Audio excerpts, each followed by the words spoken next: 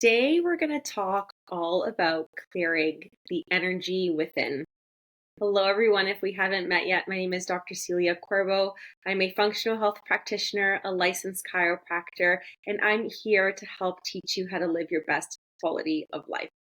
Now, today's episode is all about clearing the energy within, and I think this is one of my favorite topics to talk about. It's a really, really special episode.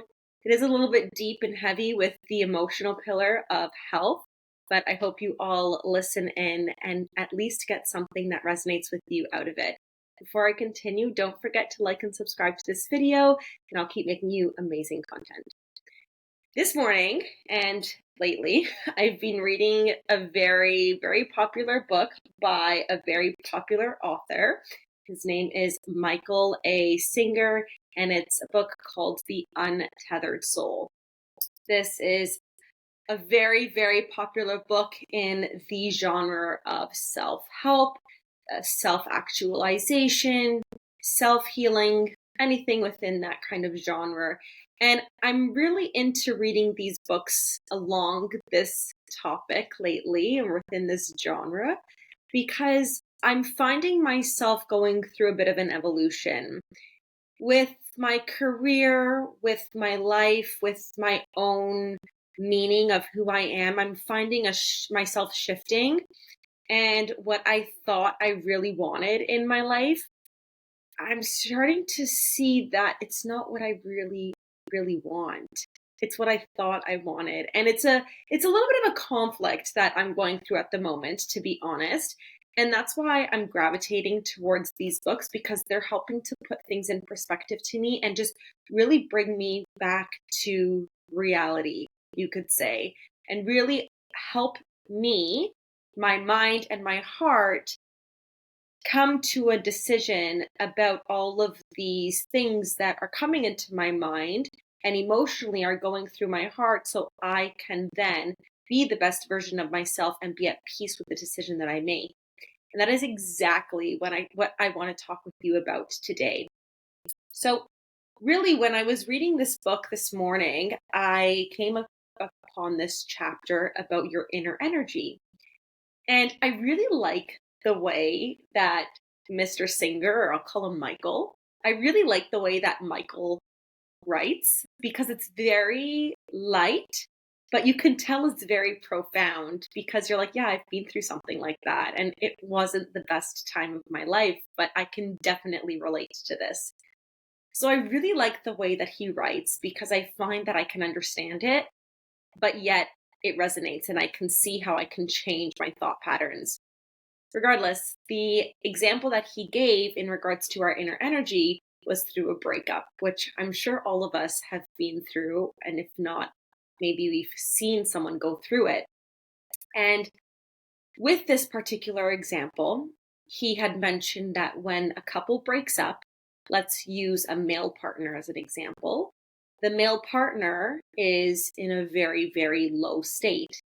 And ever since the breakup, they just can't muster the energy to do anything. They can't pick up their socks off the floor. They can't bring themselves to shower. They don't have energy to go to work.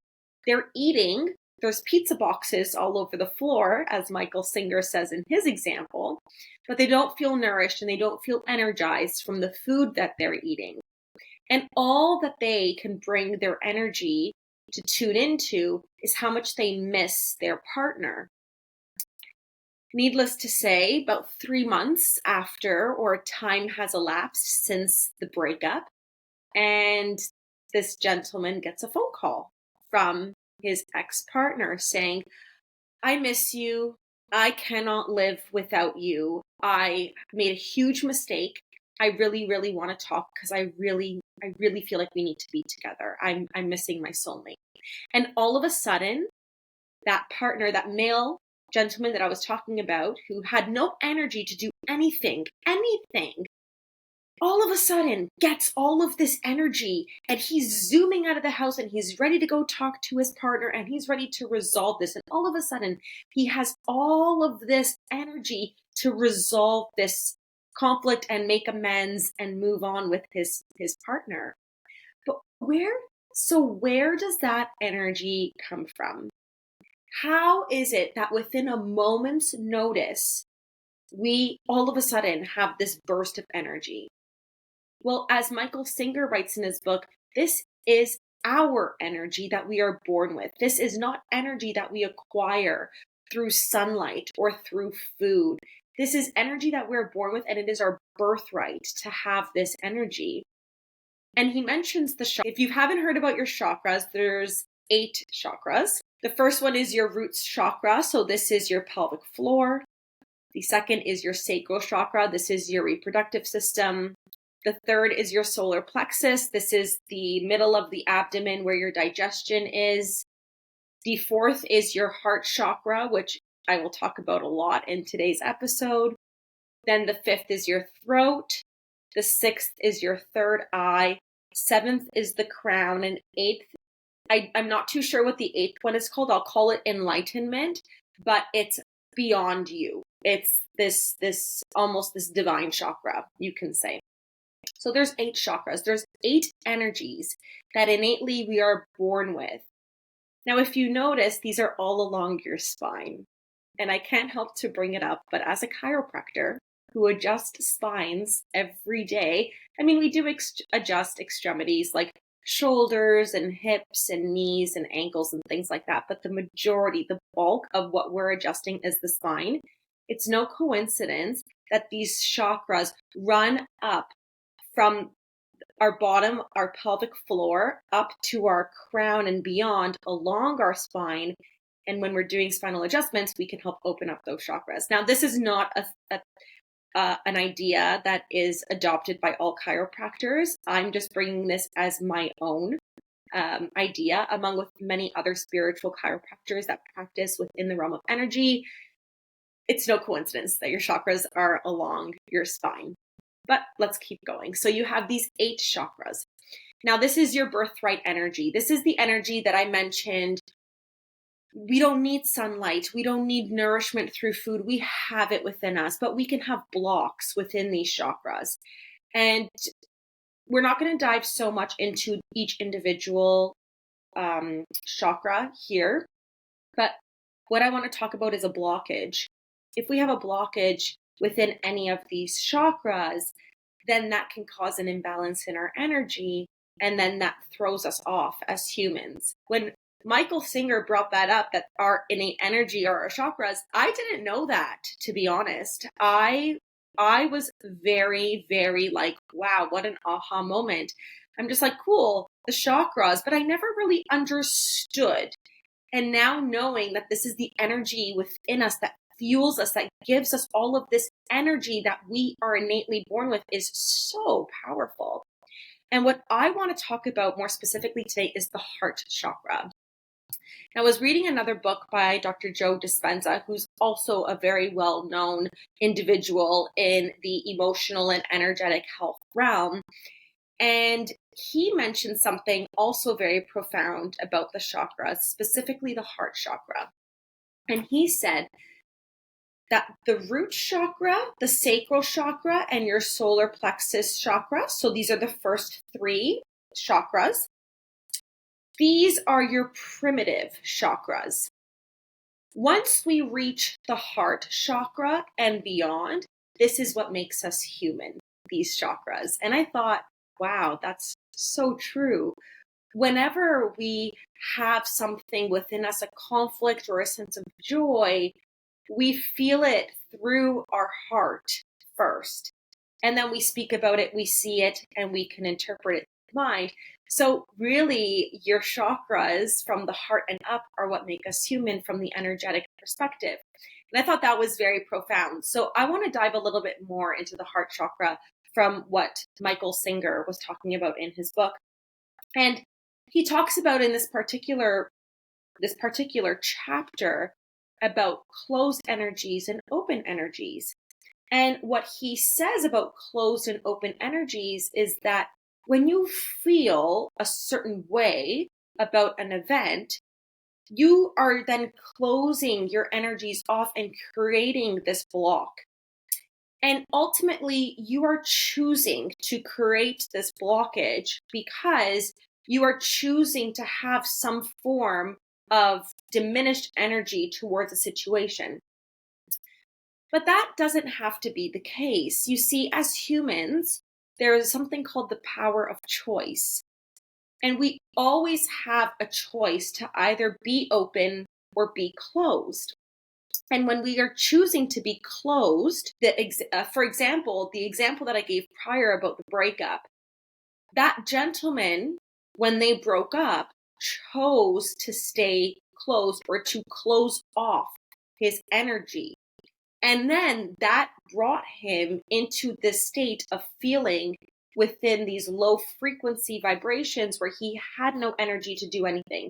He had no desire to do anything. And he dwelled in his own misery and in his own sadness. But as soon as that phone call came through, he chose to open the energy and he chose to respond and he chose to have that interaction which he had been longing for so long. And he could have chose, when they broke up, to stay open and to forgive and to say, you know what, this relationship, I love this person. If they were to call me back and I am available for this person, I will go back to them. But I wish them the best. And because I love them so much, I will set them free. And that's a really beautiful way to stay open in your energy where you're not dwelling. But he chose to close. And then when he got that phone call, he chose to open. Whereas he could have chosen to stay closed. And we're happy that that didn't happen. But he could have chosen to say, you know what? F you. I don't want to have any part of your life. You put me through hell for the past 3 months. I stink. I haven't showered in months. I eat pizza all the time because I don't have the energy to cook. You know what? Screw you. Have a good life. He could have done that. But do you see through my example how what I'm sharing with you is that you have this choice to either stay open or stay. And that choice is what gives us that human ability and what is really what we were given, again, from our birthright of free will. No one can make this choice for you except you. Only you know what choice you want to make. And sometimes you might not know what choice you want to make. And that's because you're not in tune with the consciousness within you. You see, consciousness is what we really all are. It's not that difficult of a concept to understand as I dive into it now. But I have been in times of darkness and of being closed in my energy where I thought I was, this was many years ago, I thought I was ready to be all guru and read Eckhart Tolle and read all of these really profound books. And I'm reading them and I'm not absorbing a thing. It was like a very lucid reading experience. I was reading the pages of the book, but my brain was not absorbing the words on the page. And now that I'm open to all of this new information that I'm willing to receive through my consciousness, I'm understanding that we're human, of course, but we are consciousness. And what happens to us is perspective. I could win the lottery and that winning could be $100. And I'd be like, oh, thank you. Okay, that's it. That's not enough. But someone else could win the $100 lottery and be like, wow, oh my gosh, I needed this. I need to pay off my bills. Thank you, thank you, thank you so much. It's the same $100. Nothing has changed. But your perspective, your perception of that $100 is what makes it different. And that is a human thought. But consciousness is just being there, just being in that moment of winning the lottery, being in this moment of watching this YouTube episode, being in the moment of going to work. It's just, consciousness is being present. It's being in the moment. And in that moment, going back to opening and closing your energy channels, in that moment, are you choosing to open or are you choosing to close? What is your humanness telling you to do? And there's no right or wrong answer. There's only a consequence. There's a positive consequence and then there's a not so positive consequence, right? When we choose openness, the consequence is we feel really happy. We feel forgiveness. We feel this flow of energy through our bodies, through our spirits, and we can proceed with being in the present. When we choose to be closed, we're closing that energy. We're closing that portal, if you want to think of it that way. Energy no longer can flow. Energy is stuck. Energy is blocked. And we can't live in the moment because we're not flowing anymore. And we choose resentment. We choose guilt. We choose fear. We choose anger. We choose all those things. And one day, hopefully, we are able to let those things go. But if we choose to be closed, it's harder to let those things go because we're choosing to keep them within us and resonate with those low frequency emotions. So Michael Singer actually mentions this term. It's called a samskara. And what it means in Sanskrit, because it's a Sanskrit term, is it means impression. When it comes to a samskara, it's this energy pattern that really, it cannot make it through your mind. It's almost like it's too much for your mind to process. So then it goes to your heart to get processed. And when it goes to your heart, that's when it becomes a samskara, and it becomes this impression within your heart. And you can either choose to have a cling or a resist. So I'll go into both because they're both different. Usually when we have a resistance with our samskara, we have the guilt, we have all of the low frequency emotions, we have the resentment, we have the fear, we have the anger. Because when we see something that we recognize and that brings us back to that event of a breakup or of losing money or whatever the event was that was not very positive, we feel all of that again. We feel those emotions as if that event had just happened moments ago and we're going through it again. And we resist it, and we are basically resisting that block. And just how it was painful to experience the first time, it's painful every time you re-experience it. But this is the really wonderful thing about opening up your channels again and choosing to open up your channels and choosing forgiveness and choosing to let things go and let the energy flow, is that yes, it will be painful when it comes up again. But then again, you have that choice. It's painful, and I feel all of those feelings. I feel that resistance within me to keep this and just hold on to it and be angry. And then what are you going to choose when you feel that? Are you going to choose to keep that resistance, or are you just going to choose to let it go? Are you just going to take a really deep breath? And are you going to choose to let it just be released with your breath? Forgive that person, be happy for that situation, and just be present and be a part of the now. Now, there's another term, and this is clinging. And I actually want to read it from the book because it's just said, like, again, that aha moment came to me and I was like, wow. Now, clinging creates a positive samskara. So remember, samskara is an impression that basically gets deep rooted into the heart. And when you cling on to something, that can create a positive samskara. So there's two types of experiences that can create a samskara, a positive and a negative. And I'll use negative, but I usually like to use the word low frequency, but a positive and a negative. You are either trying to push something away with the resistance. So you see that person on the street, you want to push them away. You don't want to handle this emotion. All that low frequency is coming up, and it's generating all of these really, really low vibration type emotions within you. Or you're trying to keep an energy really close to you because you really like the way that it made you feel. So for example, I really loved the way that, my partner made me feel before we broke up. And I just loved the way that they loved me. I loved the way that I felt secure with them.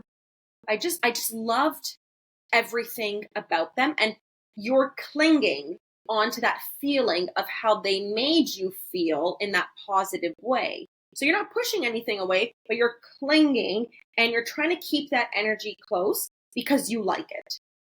But in both situations, as per the writings of Michael Singer, in both cases, you are not letting the energy pass, and you are wasting precious energy by blocking the flow either through resistance or through clinging.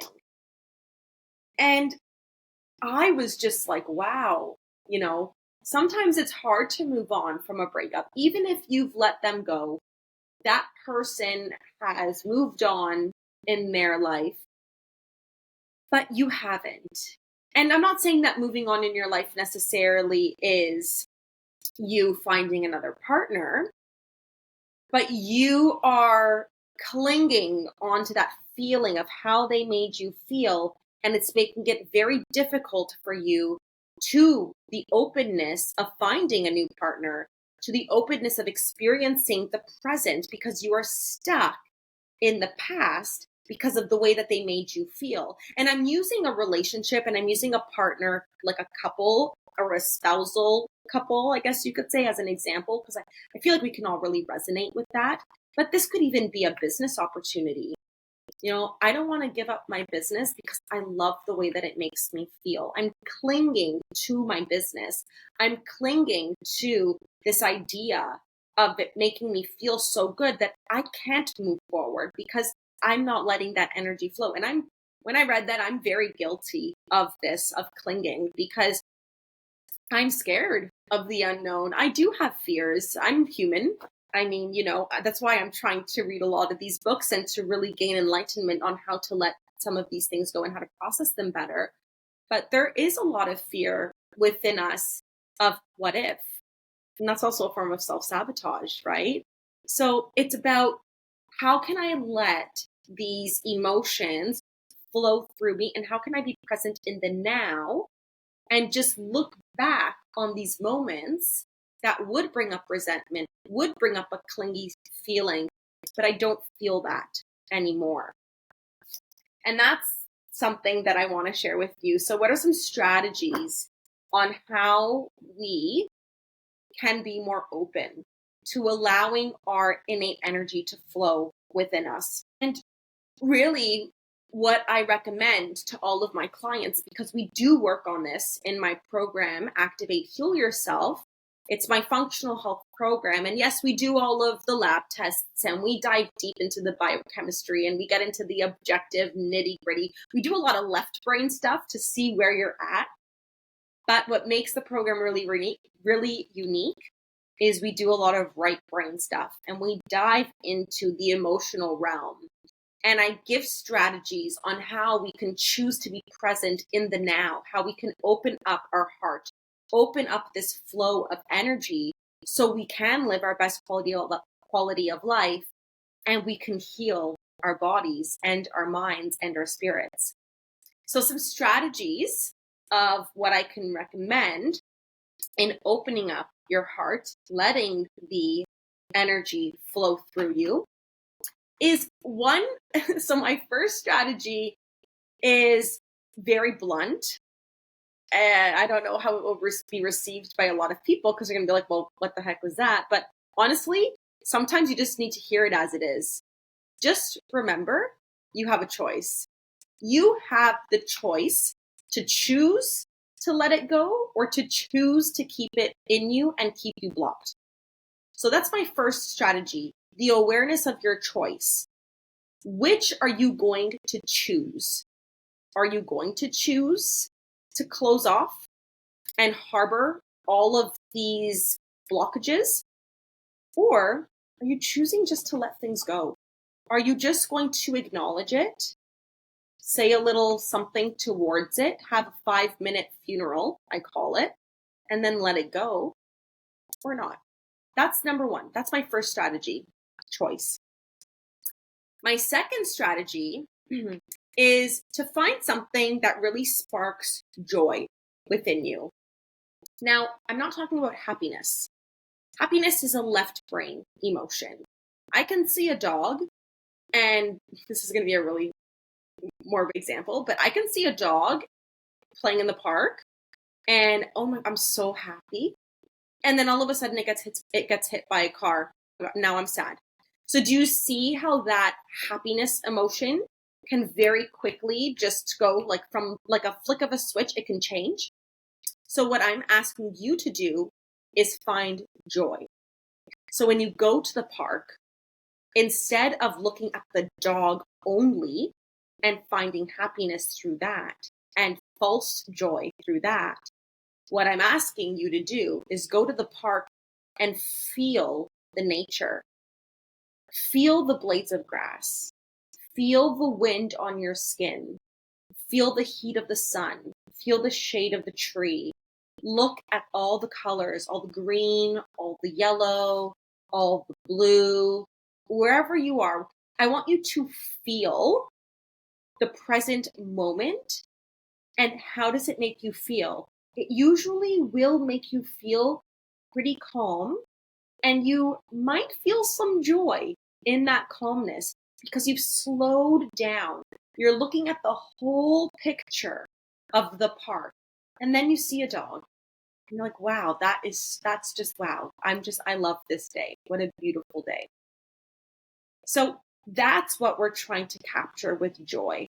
And that's how we're going to help to keep that energy flowing through us, keeping our heart open and keeping our energy channels open so that we can choose to have a really good day, and we can choose to allow the joy to fill our minds and to fill our hearts. My third strategy is meditation. So I did this a lot with an energy healer that I worked with.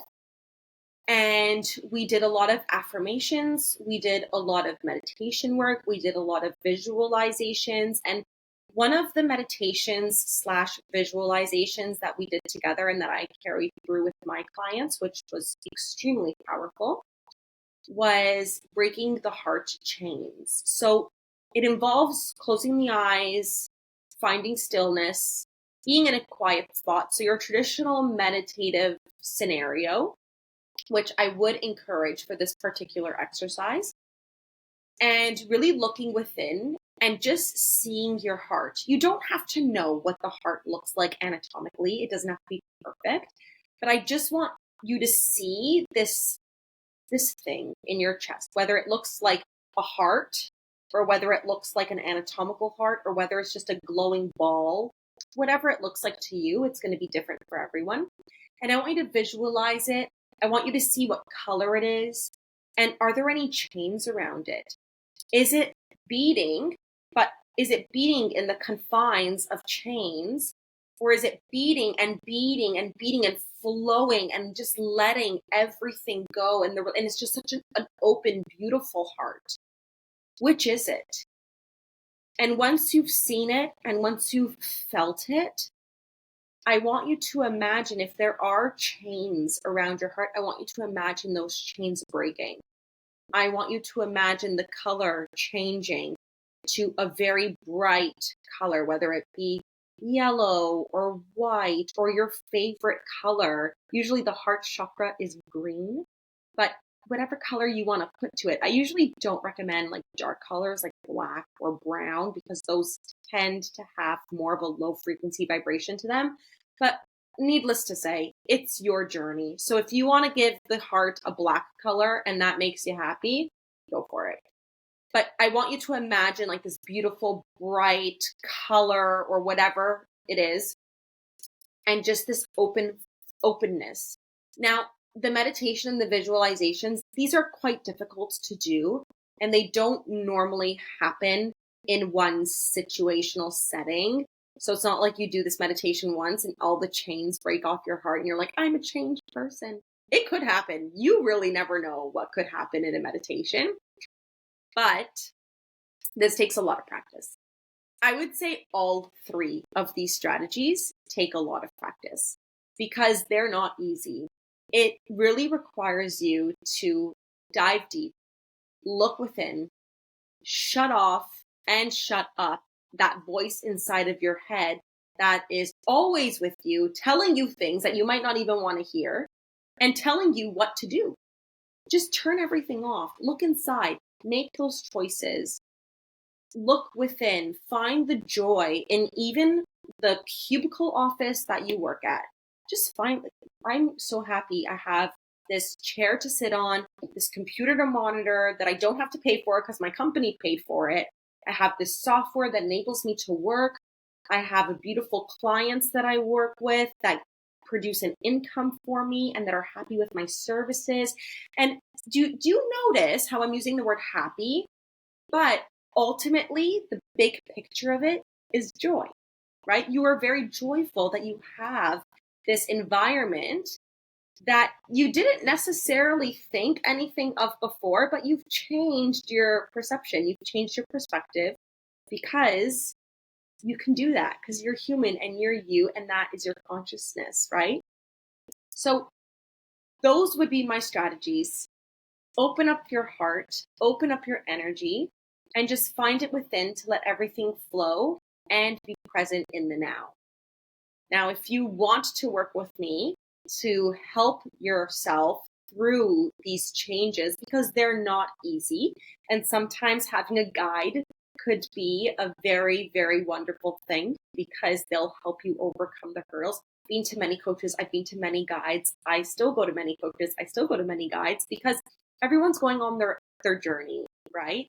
Everyone is on a path, and I never push my clients. I never put pressure or this kind of force or obligation for them to move faster or slower. It's all in your timing. So if you are looking for that guide or that coach, then just click the link below. Let's schedule a 20-minute discovery call and let's get you started towards living your best quality of life. I hope you enjoyed the episode. Don't forget to like and subscribe for more, and I'll see you at the next one.